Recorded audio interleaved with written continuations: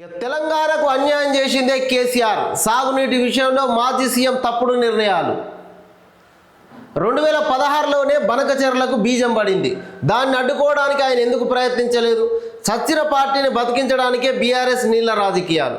గోదావరి జలాలను తీసుకెళ్లమని అపెక్స్ కౌన్సిల్లో కేసీఆర్ చెప్పారు. విభజన చట్టం ప్రకారం ప్రాజెక్టులో మార్పులు చేస్తే తెలంగాణ అనుమతులు తప్పనిసరి. కేసీఆర్ హరీష్ రావుల అబద్ధాలు చూస్తే దేవుడు కూడా ఆశ్చర్యపోతాడు. గులాబీ పార్టీ అవయవ దానంతోనే బీజేపీకి 8 ఎంపీ సీట్లు. 23న కేబినెట్ భేటీ, బనకచెర్లపైన చర్చ. ఢిల్లీలో మీడియాతోటి రేవంత్ రెడ్డి మాట్లాడుతూ ఏం చెప్పిండు?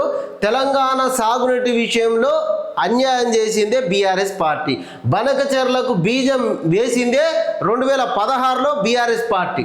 ఆ సమయంలో కూడా ఆంధ్రప్రదేశ్ ప్రభుత్వం జీవోలు ఇస్తే సర్వే చేయాలని చెప్పింది. అప్పుడే గుర్తు చేసారు. ఆనాడు తెలంగాణలో బీఆర్ఎస్ ప్రభుత్వం ఉంటే అప్పుడు ఎందుకు కోర్టులను ఆశ్రయించలేదు?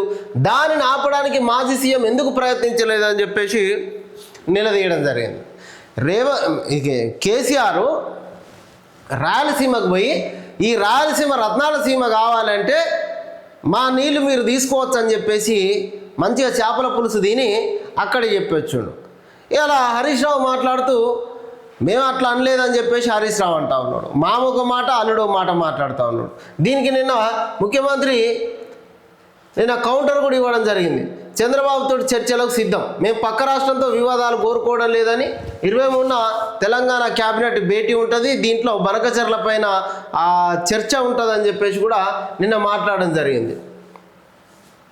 కిషన్ రెడ్డికి ట్యూటర్ కేటీఆర్. జూలై 5న మళ్ళీ ఢిల్లీకి సీఎం రేవంత్. 24న కాంగ్రెస్ నూతన పీసీసీ కమిటీల సమావేశం.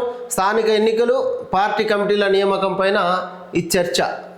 ఇక ఏపీ సీఎంతో బనకచెర్లపై చర్చలకు సిద్ధం.